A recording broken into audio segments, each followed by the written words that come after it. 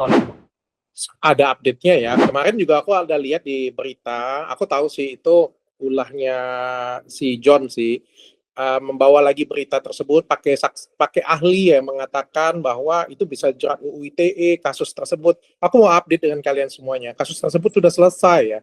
Apalagi sih yang mau dibahas? Aku heran sih. Kadang-kadang mafia, ya aku juga kadang-kadang kesel juga ya. Kita kasih edukasi tentang skincare abal-abal, kasih edukasi tentang ini tapi buat aku tuh jadi banyak musuh ya, mafia-mafia tetap musuhin aku ya. Aku kesel juga sih di sana.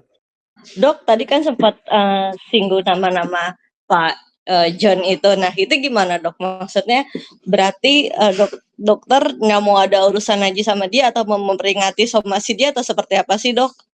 Dari tim kita mau ngelaporin dia. Nanti sekitar mungkin minggu depan atau 2 minggu lagi, aku juga lagi cari waktu. Kita mau ngelaporkan dia juga.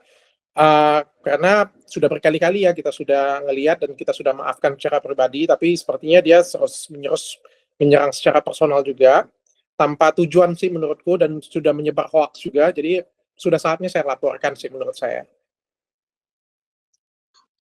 Sudah ada persiapan ya dok? Mungkin berkas-berkas yang akan disampaikan ke polisian atau seperti apa dok?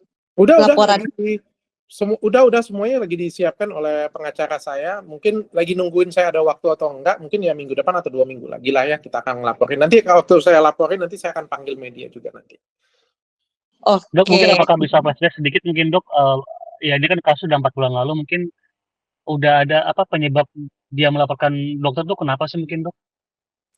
Aku nggak tahu ya. Mungkin kan dendam pribadi atau apa, aku nggak paham ya. Kan setiap orang kan punya tingkat baper beda-beda ya. Kalau yang saya nilai ya, setiap orang kan punya tingkat baper beda-beda. Sebenarnya aku nggak ada masalah dengan dia. Dan aku merasa tidak punya masalah dengan dia.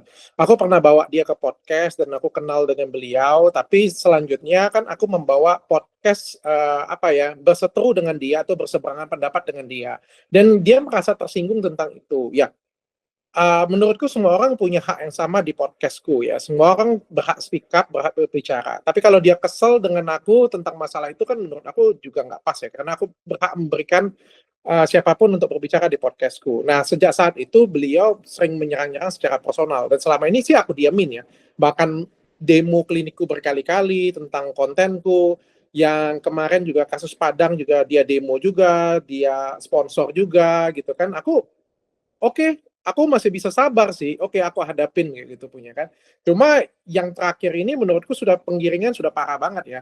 Menyebarkan hoax, menyebarkan berita bohong. Jadi menurutku sudah saatnya aku melaporkan beliau. Jadi jangan lupa untuk subscribe Cumi Cumi. Ditekan ya tombol lonceng merahnya.